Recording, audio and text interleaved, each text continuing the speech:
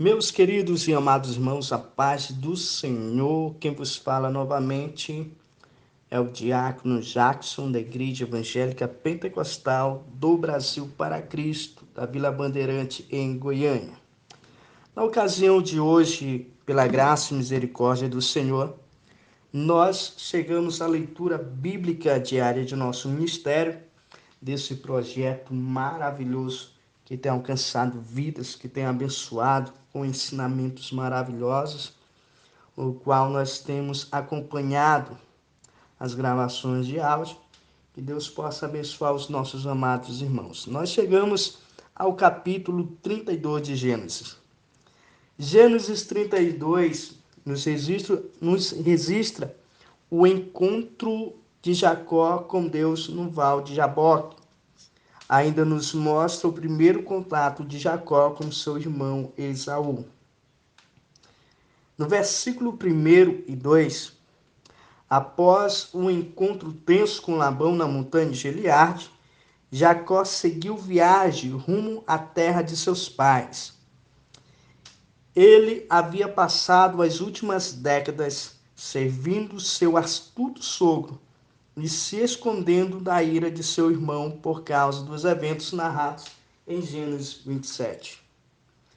Um certo ponto do caminho, o texto bíblico diz que os anjos de Deus saíram ao encontro de Jacó.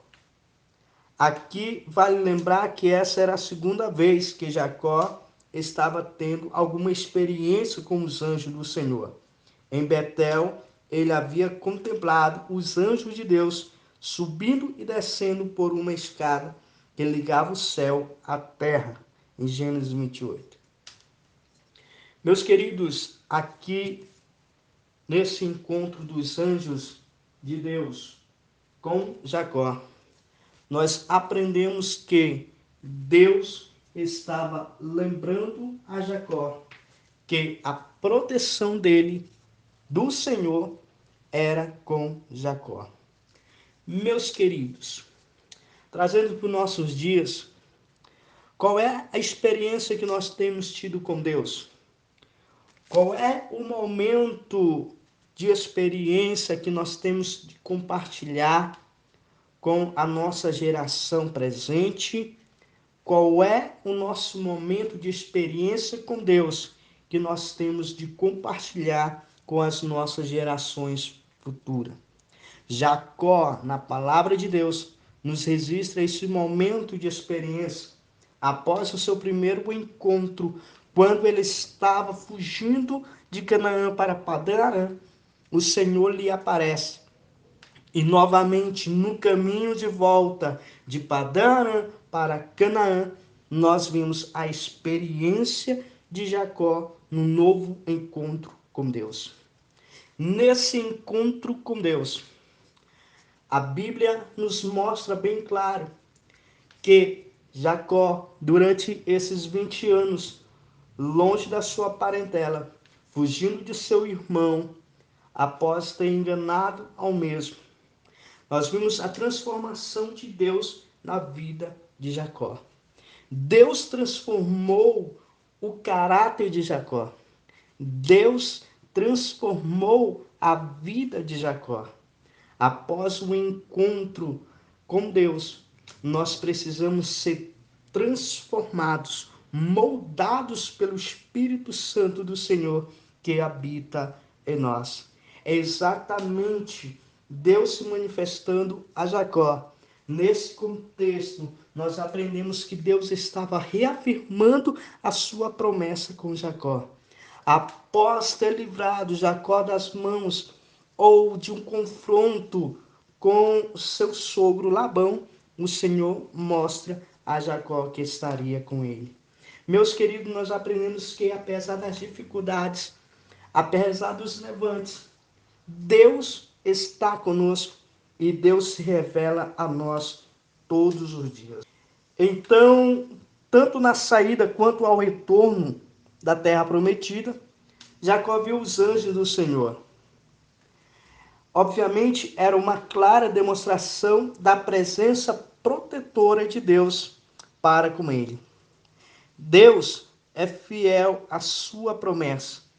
e esteve com Jacó, apesar de suas falhas e imperfeições.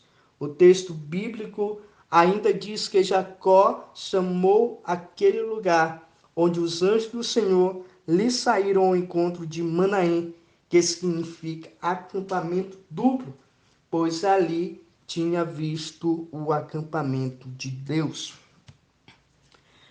Jacó nos ensina uma vez mais que, apesar do encontro com Deus, nós temos que compartilhar com outras pessoas. Experiência com Deus precisa ser compartilhada para reavivar ou para fortalecer a fé dos nossos amados irmãos e daquelas pessoas que precisam ter um encontro com Deus. Meus queridos, no versículo 3 e 8, a busca da reconciliação com Esaú. Depois de ter contemplado os anjos de Deus, Jacó enviou mensageiros ao seu irmão Esaú, que estava na terra de Seir, no território de Edom. Ele pediu aos seus mensageiros que dissessem o seguinte a Esaú: teu servo Jacó manda te dizer isto: com o peregrino morei com Labão, em cuja companhia fiquei até agora. Tenho bois, jumentos, rebanhos, servos e servas. Mando comunicá-lo ao meu senhor para lograr mercê a sua presença. Versículo 4 e 5 de Gênesis. É notável a forma humilde com que Jacó se dirigiu ao seu irmão. Anteriormente, Jacó havia comprado o direito da primogenitura de Esaú e enganando Isaac para ser abençoado no seu lugar.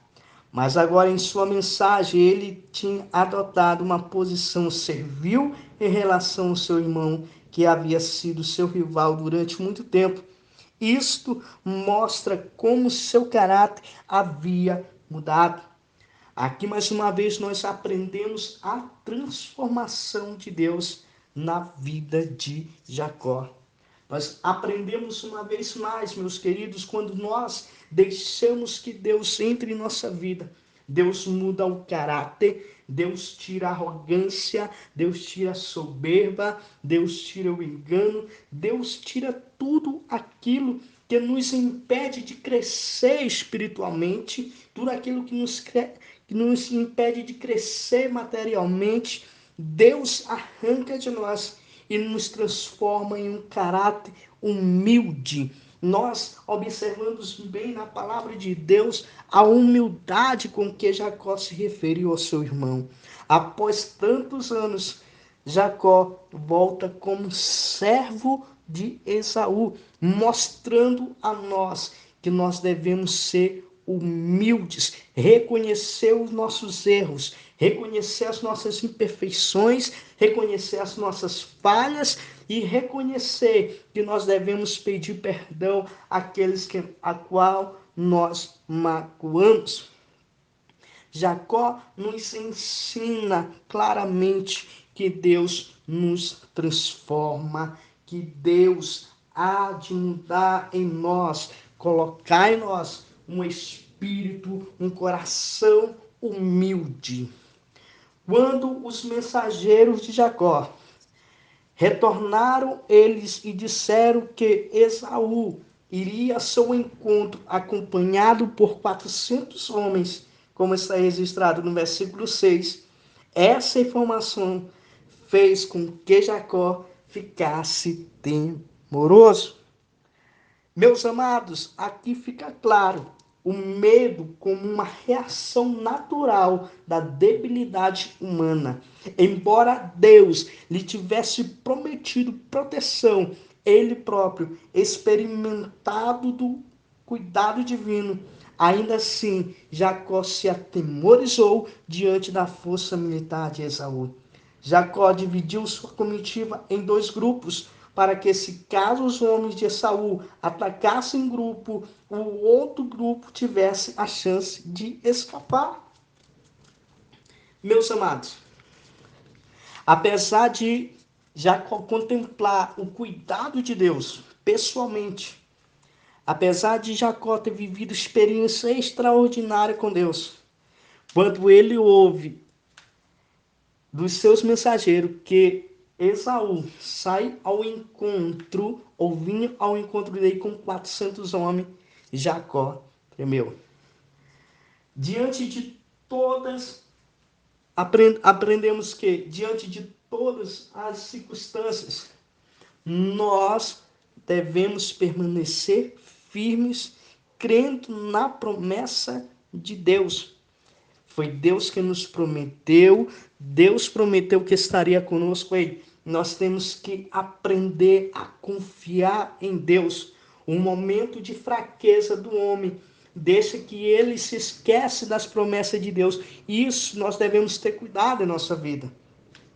Deus deixou bem claro, registrando na sua palavra as bênçãos, as maldições, as coisas boas que os homens fizeram e as ruins, os seus erros, os seus acertos estão registrados na palavra de Deus, mostrando que nós somos imperfeitos, buscando ser perfeitos para alcançar o céu de glória. Aprendemos com Jacó que num momento de medo nós perdemos o foco que é Cristo. Mas a palavra de Deus nos registra que após Jacó ter passado esse momento, ele volta a crer. Ele se lembra da promessa de Deus que fizera a Jacó. E no momento de oração, no versículo 9 e 21, fica bem claro, né?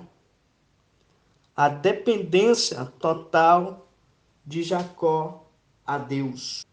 Jacó ora a Deus e inicia os preparativos para encontrar Esaú, no capítulo 32, versículo 9 a 21.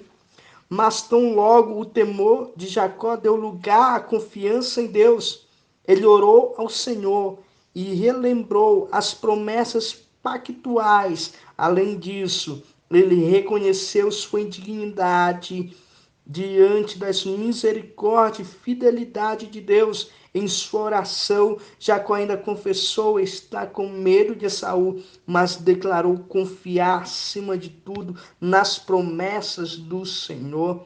No começo da sua história, registrada na Bíblia, Jacó não era apresentado como um homem de oração. Ao contrário, ele surge no relato bíblico como um homem enganador e dissimulado. Mas durante o tempo em que Jacó esteve em Padã Arã, Deus trabalhou em seu caráter. Frequentemente Deus aperfeiçoa a nossa fé, a fé de seus filhos é modelada, o caráter deles através dos sofrimentos e provações.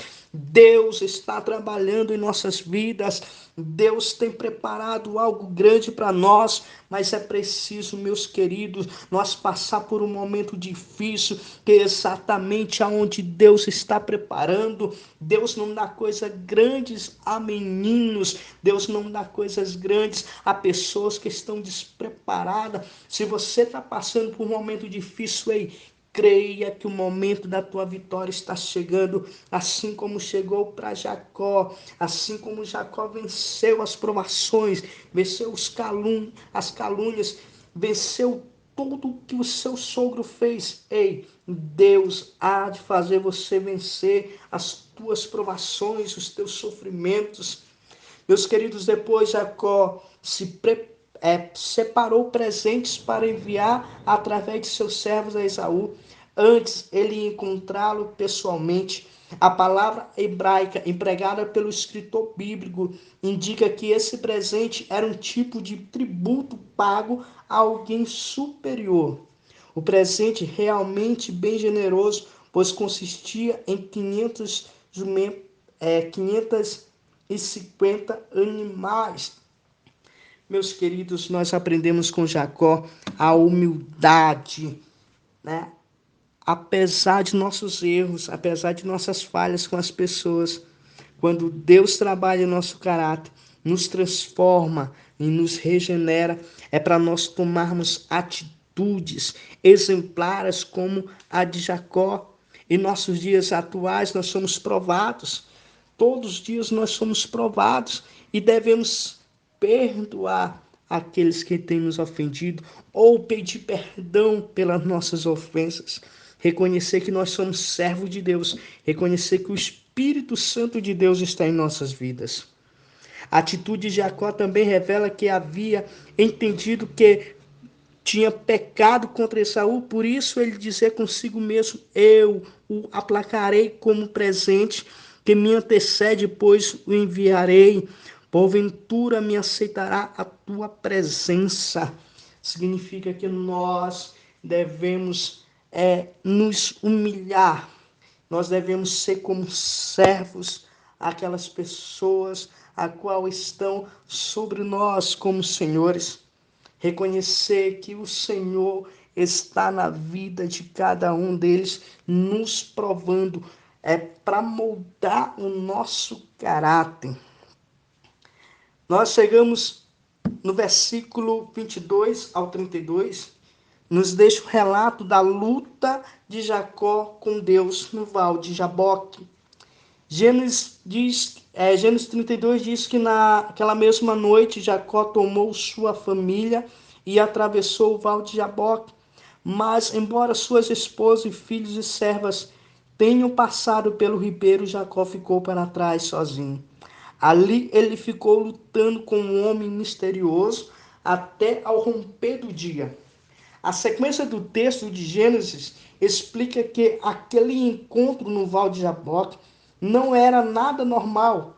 Tratava-se de uma teofonia, ou seja, o homem que lutava com Jacó era, na verdade, uma manifestação visível do próprio Deus. Isso quer dizer que Deus apareceu a Jacó em forma humana e ajustou a sua força, a força dele durante o embate.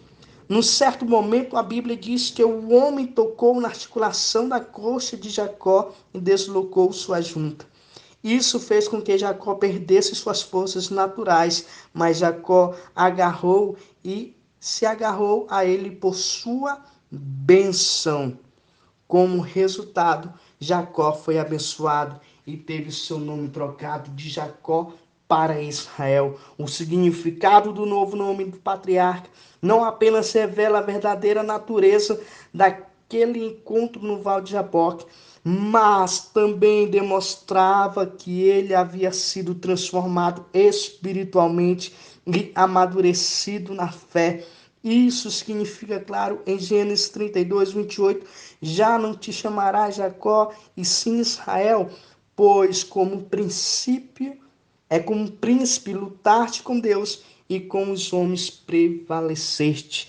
A sequência do texto, meus amados, mostra que Jacó realmente entendeu o que aconteceu ali naquela noite. Por isso ele chamou aquele lugar de Peniel, pois disse: vi a Deus face a face e a minha vida foi salva. Claro que tudo isso também foi um grande encorajamento para Jacó, e ele teve sua vida preservada num encontro face a face com Deus. Então não fazia sentido temer se encontrar face a face com Esaú. Alguns estudiosos preferem interpretar essa porção do texto de Gênesis 32 de forma espiritualizada. Segundo eles, a luta de Jacó com Deus ocorreu apenas no campo da oração, mas outros estudiosos interpretam esse versículo de forma literal, visto que nada no texto de Gênesis 32 sugere uma abordagem simbólica.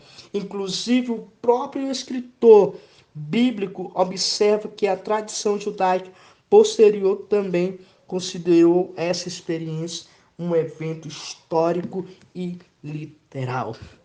Deus te abençoe, meu querido, que a graça do Senhor esteja em nossas vidas, que nós possamos aprender mais e mais com a história maravilhosa do livro de Gênesis. Que Deus te abençoe. Graça e paz a todos.